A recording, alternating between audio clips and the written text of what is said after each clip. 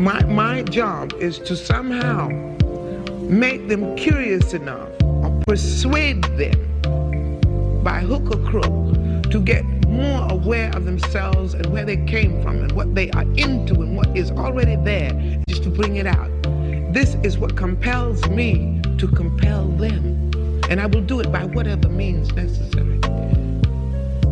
Welcome to the Black Girls Heal podcast, where we talk about healing our intimacy disorders, unresolved trauma, and building a healthy relationship with first ourselves and then others.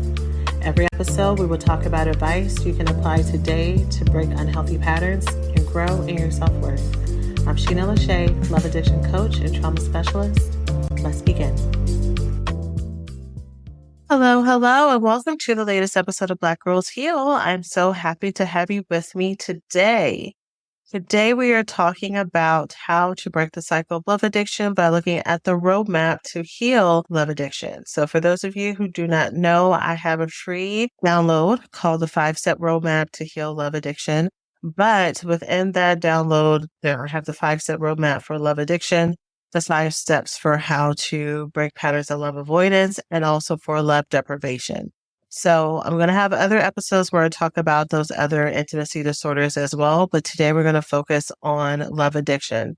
So intimacy disorders are any persistent pattern that stops us from being able to have, receive, embody the love that we want. This is reflected not only in our relationship with other people, but our relationship with ourselves. And so depending on the intimacy disorder, whether or not it's love addiction, love avoidance, love deprivation, or a mixture of the three, we can sometimes be our biggest enemies in getting the types of relationships that we want. Maybe we will over obsess about a relationship that's not good for us. Maybe we are the people who love very hard.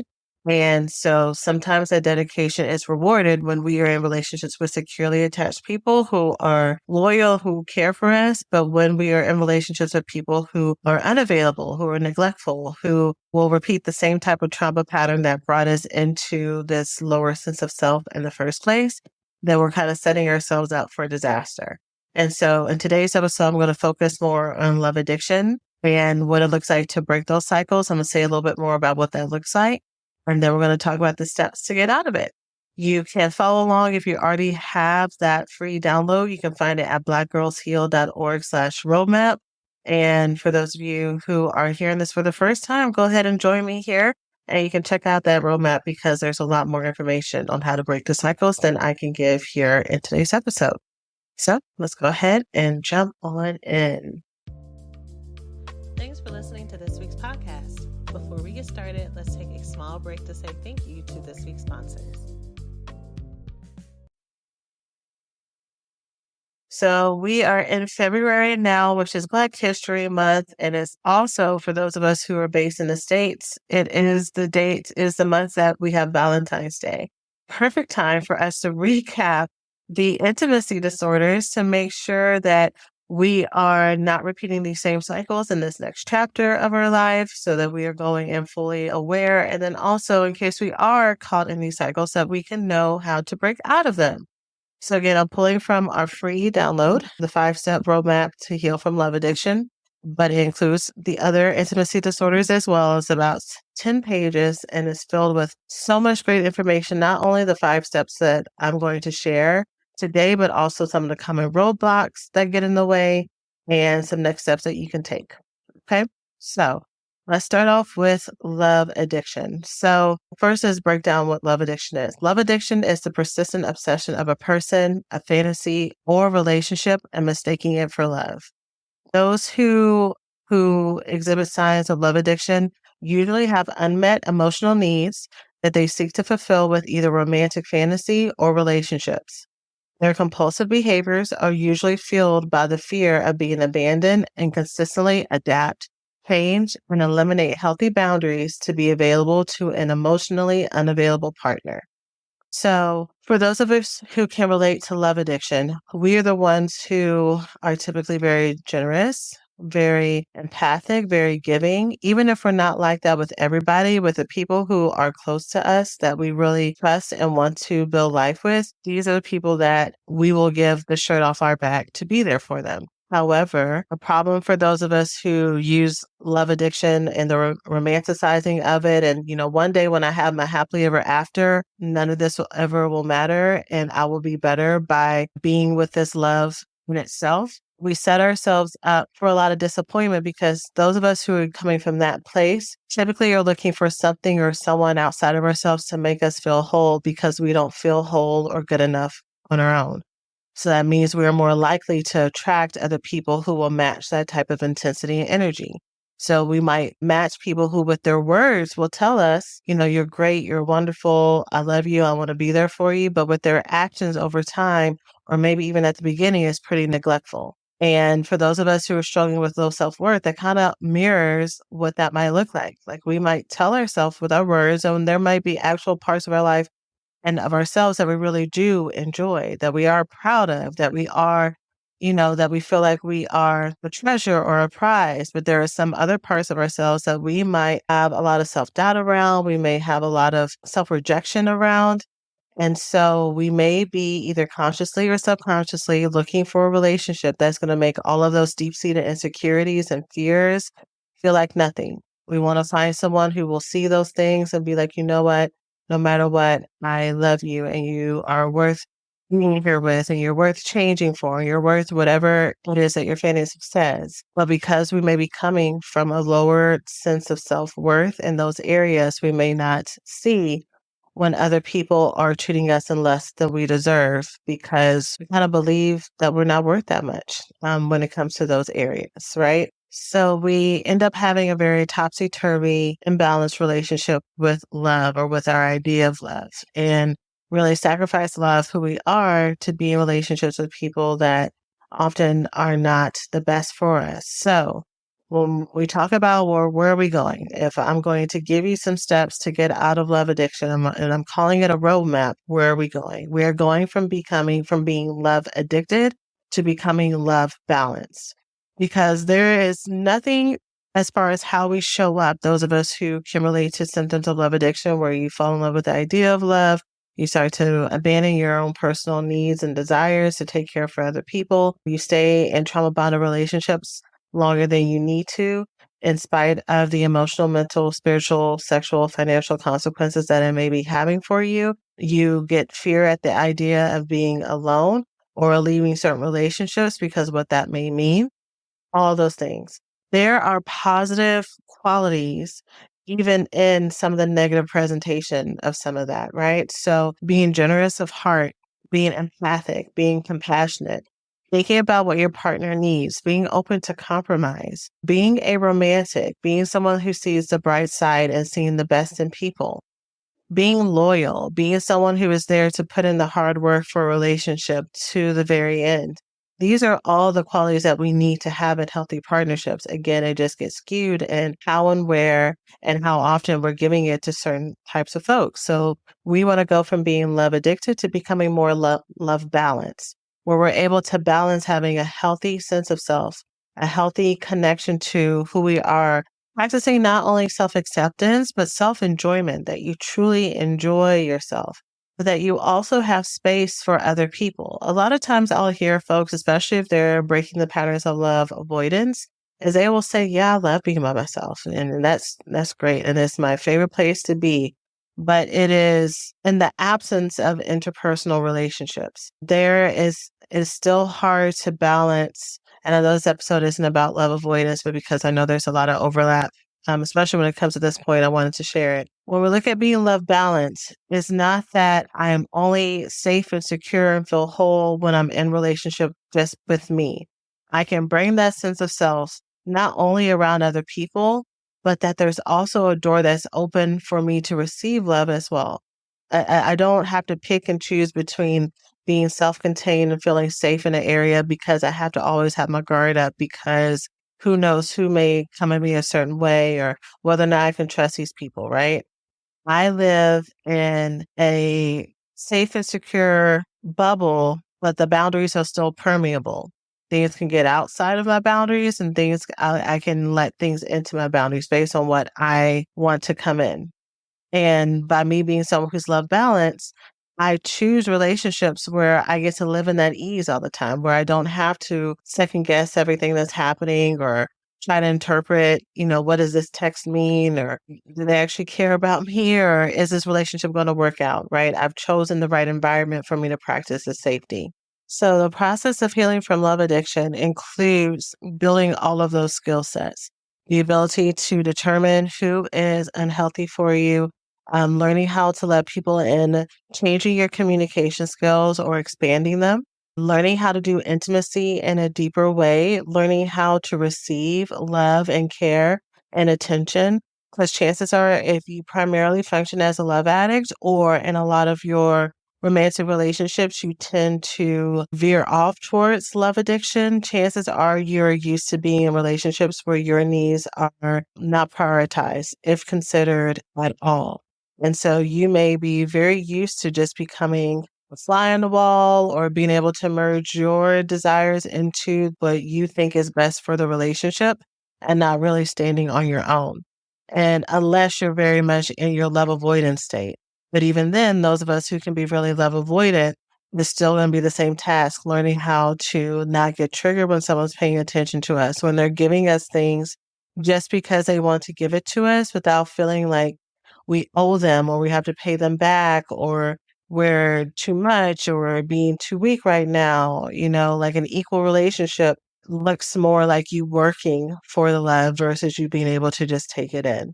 Again, these are all things skills that we'll pick up as a love addict healing to become more love balanced. But let's go ahead and go to the 5 steps that I've marked in our roadmap, because this is the path that I've just seen be the easiest for people to do as they are going through this healing process. So the first step, and I'm only going to get into the first 3 of the 5 steps for today's episode. But the first step is to identify all of the relationships that are available versus unavailable. Okay. Your first step in breaking the pattern of love addiction is identify relationships that are unavailable versus available. So you need to clarify which of your friends, lovers, and loved ones are toxic versus the ones that are healthy. Now, here's the reasons why this is important. One, it is very, very hard. It's a lot harder for you to change your trajectory, to change how you think about the world, to change all of your relationship patterns if you are around people who are normalizing what's going on with you, people who are normalizing the type of dysfunctional things that are happening, that they may make jokes about dysfunctional ways to communicate around playing games, minimizing their feelings and holding everything in and all that. Like those are all things that might, in moments of stress, be really good to joke about, to see memes about, to kind of laugh about just the chaos that life can be sometimes. But when you're trying to change it, so that this is no longer your normal, you have to start to put yourself around people, places, and situations that mimic and mirror more of what you want, or at the very least, that they are not detrimental to your path, right? That you're not trying to change your walk and change how you see the world and increase your self-esteem, and you don't have people who are making fun of you about it along the way or giving you worst case scenarios or trying to drag you back to where you don't want to be. Now, knowing how and who are the types of people in your life can be very hard, especially if this has been your normal for so long. That's why I wrote the book, How to Pick Partners for Love Addicts, because I know that many of us were using our best judgment to identify people, but we still keep getting the same types of frenemies. We still keep getting the same types of romantic relationships that go nowhere. We keep trusting the family members that just end up disappointing us in the end, right? And so in that book, How to Pick Partners for Love Addicts by Sheena Lachey, there are 40 clear markers, 20 for people who are unavailable and 20 for people who are available, and how to assess all of them. And so you want to identify relationships that are good for you, because these are going to be your support system and your cheerleaders along the way. You need to clarify who is good and who is not good for you. Sometimes you are not going to know until you start the process. Sometimes you just have to start walking. You just have to say, okay, what I have going on right now is not working for me. I want to change my trajectory. I want to change how I feel about myself and how I show up in the world. And so I'm just going to start moving. And I think that these people are good for me, and I think that these people aren't. So I'm just going to start walking and see and see where it ends up. Do not put a lot of pressure on yourself to make the perfect decision for fear that what if I choose to not bring somebody with me and I can't fix it? Or what if I do bring this one person along, they end up dragging me down? We learn by doing. Those of us who are perfectionists, those of us who have learned how to survive in life by avoiding all of the worst case scenarios, this healing process is going to be one of the first times that you're just going to have to start walking out on faith that as long as you're showing up for yourself, everything can and will be used for your good. There's no such thing as a mistake that is not a lesson that you can learn from and decide, okay, this is more of what I want. Let me continue to add this to my life. Or actually, when I did this and I was around these people, this is what I got, and I don't want that. So now I have more wisdom and I know more about what works for me and what doesn't. In either scenario, you are winning. Step 2 to break out of love addiction is probably what many of you thought step 1 would be, which is to detox from addictive relationships. This is where I encourage you to go into no contact with all relationships and situationships that you may have been using to self-medicate and fantasize. So these are the people that when you are around them, or when you think about the relationship, when you think about the history of the relationship, that it could be emotionally triggering to you. These are the people where you may be in relationships with them where there is nothing truly eventful that has happened except for the fact that they have dragged you along without commitment, without being able to give you the security that you need in your partnership and in your relationship, that they may not be as emotionally forthright and expressive in spite of maybe some big milestones that you've done together, the amount of time you've been together, the things that they tell you when it's quiet moments just between you and them that seem so sweet and deep and intimate, but then they do things that show that you are actually not a priority or someone that is kind of sidelined in their life. And it's hard for you to reconcile those things, right? And while this is happening, it's making you feel worse about yourself. It's making you someone who might have usually been really confident is making you start to feel a little bit insecure, right? It could be those relationships. It could be relationships that are very clearly narcissistic and draining to you and that require you to give more energy and time and access to yourself that you really don't have anymore, or you feel guilted about it, or you feel shamed about it, or you fear punishment that may happen if you do not show up and act accordingly with what the person wants. This could be a friendship. This could be a mother-daughter, parent-child, grandma, grandchild situation. This could be a romantic partnership, of course, as well, right? But any relationship where you kind of feel emotionally held hostage and maybe even physically held hostage based on what the other person needs. Otherwise, you will feel bad not only from them, but from you on the inside. Sometimes some of us can think that because we have discomfort with setting a boundary, that must be that there's something wrong. There is something that's called boundary hangovers. Some of us are so averse to using boundaries because we have been taught that us having boundaries is wrong. That the reason why we're here is to give an unending amount, like a limitless amount of time, of emotional care, of favors, of money, of sex, or whatever it may be to the people around us, that our purpose in this life is to give, right? And if we replenish, it's only we're replenishing ourselves in order to give to people again. And that is very dysfunctional, right?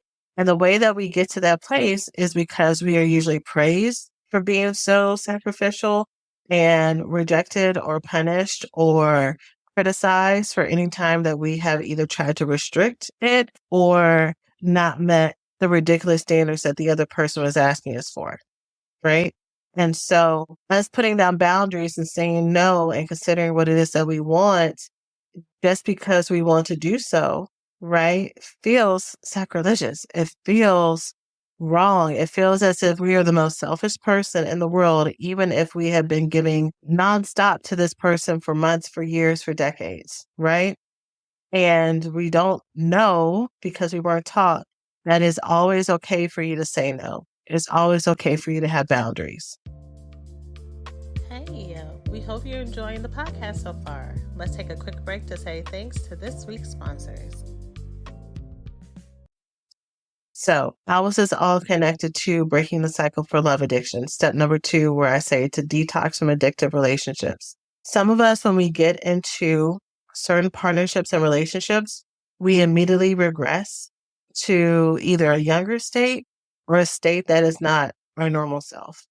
So we could be really great with having boundaries with coworkers or with friends, but maybe there's a romantic partnership that when we are around them, we just completely lose what is in our best interest. We will say yes to things that we don't want to say yes to. We will lie and say that we're okay when we're not really okay. We will smile and try to make it through. We will make threats that something should change, but really it doesn't change. When it doesn't change, we are still there. And so there are some relationships that we just kind of lose our sense of self-control around, again, in spite of what may be happening. So the best way for us to reset ourselves in relationships that we maybe trauma bonded with or lose our sense of self around is to do no contact. We do no contacts not because we are trying to punish them, because we're trying to teach them a lesson, because it's the ultimate show of our boundaries. We do no contact. I teach no contact as a healing tool in efforts to reset your nervous system. When I teach no contact to my students, I suggest no contact for 90 days. This might be someone that you intend to never talk to again based on the things that have happened. This could be someone that you really want to repair a relationship with, but just every time y'all come together, it's too toxic, it's too destructive, it's too whatever. Either way, and then of course, there's a whole spectrum of people and relationships in between those two extremes. Either way, no contact will help you because you'll be able to reset your nervous system that has learned to react reflexively, instinctually to triggers and traumas.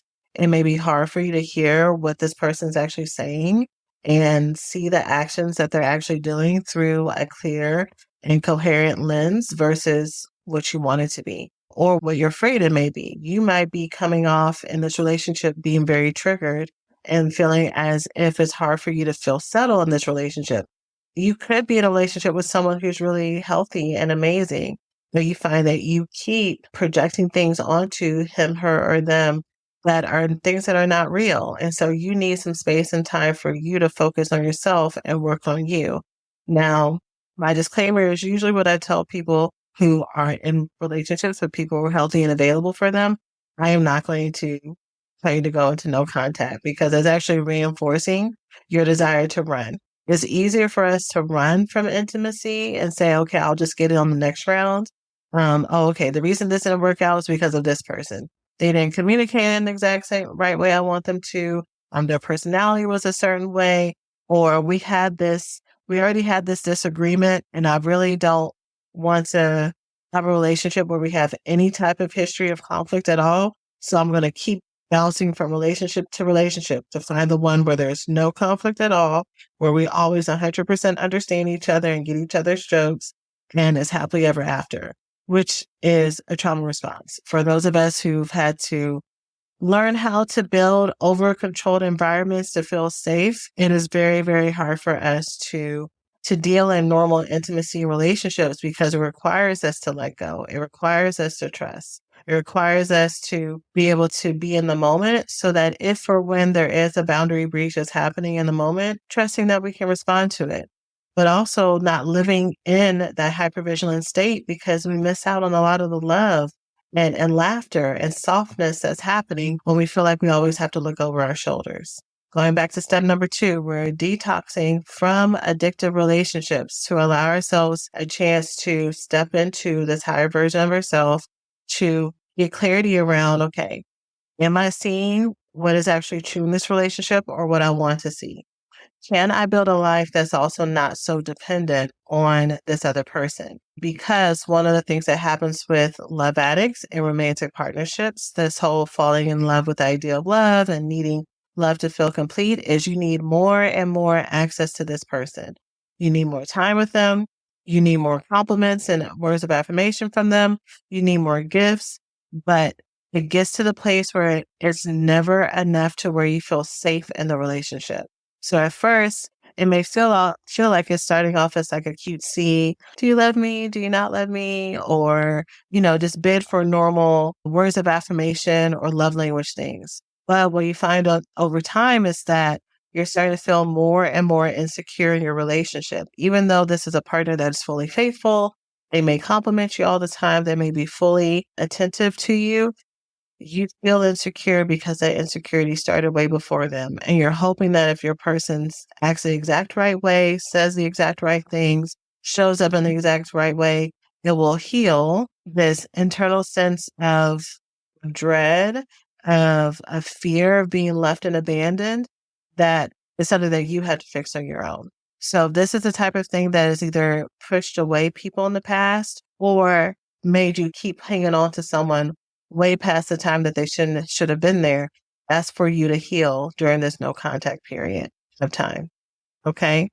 During no contact, I think also can be very intimidating to people because if the relationship you need to cut off is someone who has been a best friend to you, someone who's been a close confidant, someone who knows everything about you, going into even a 90-day period without your person is terrifying.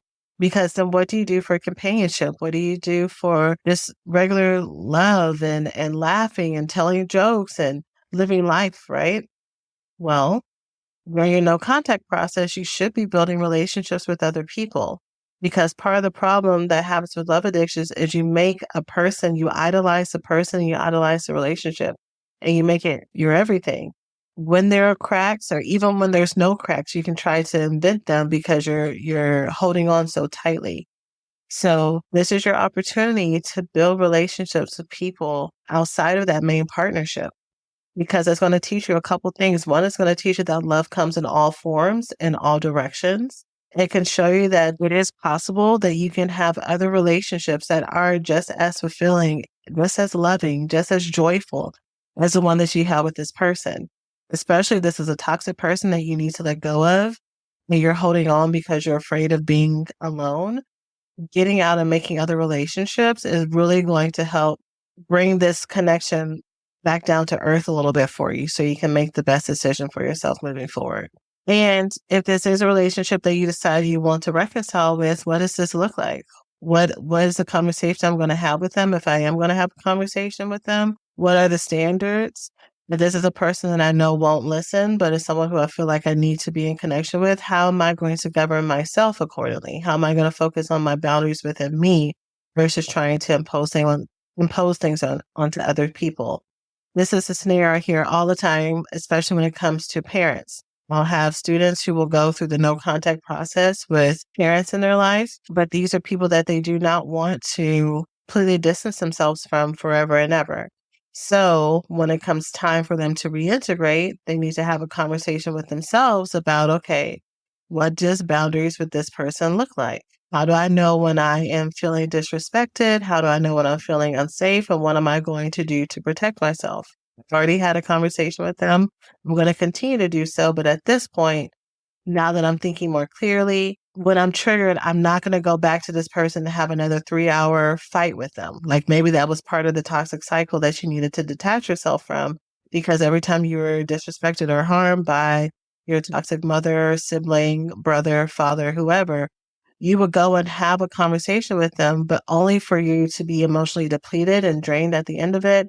They didn't hear anything that you said. They may have used your emotions against you.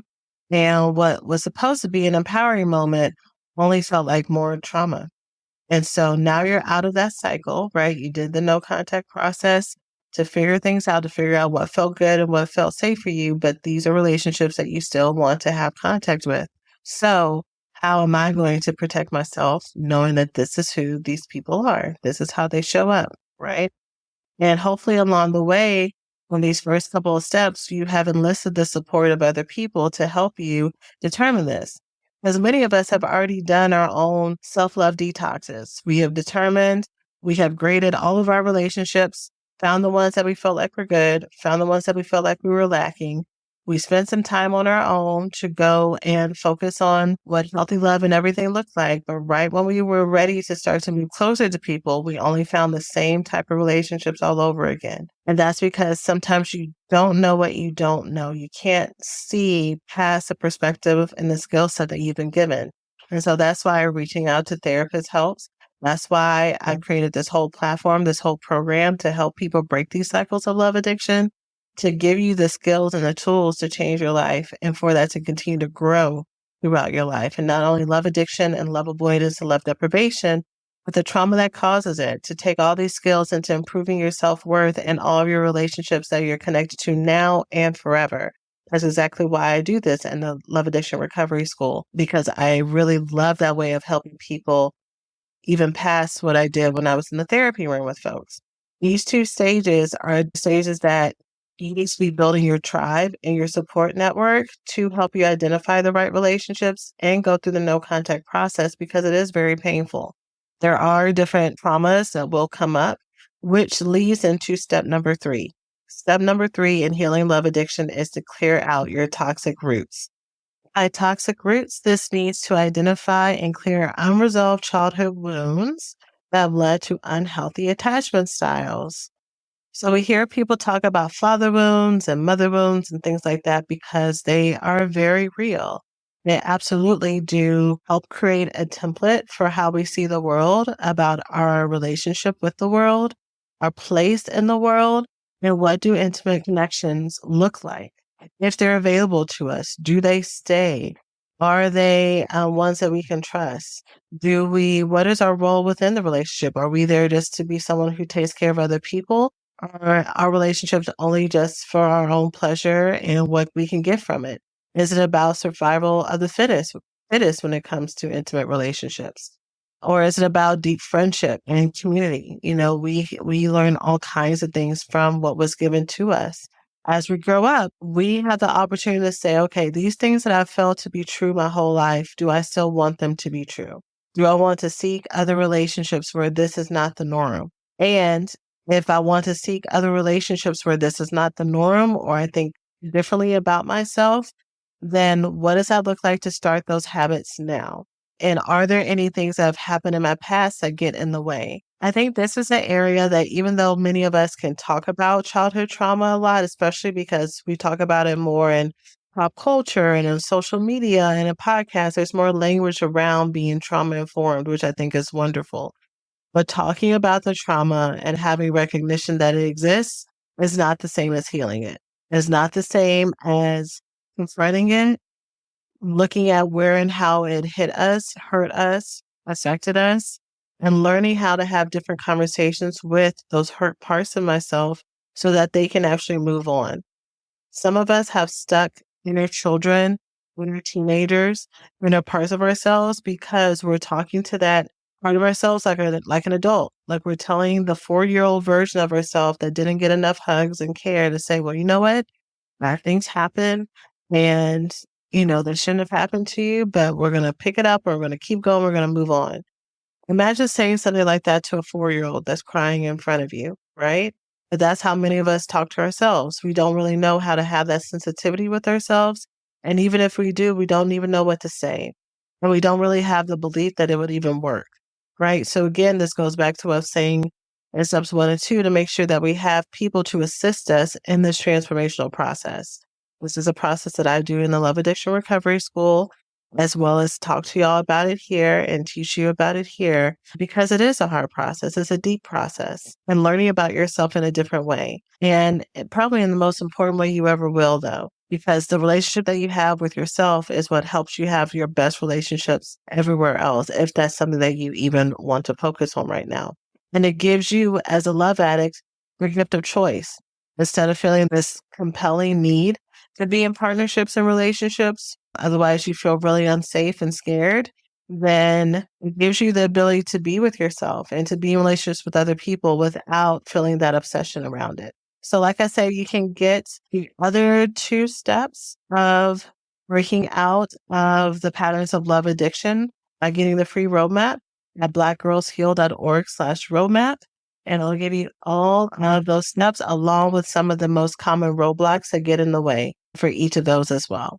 So I hope that you find that helpful. For those of you who are ready to start working on these things, you can join me in the Love Addiction Recovery School.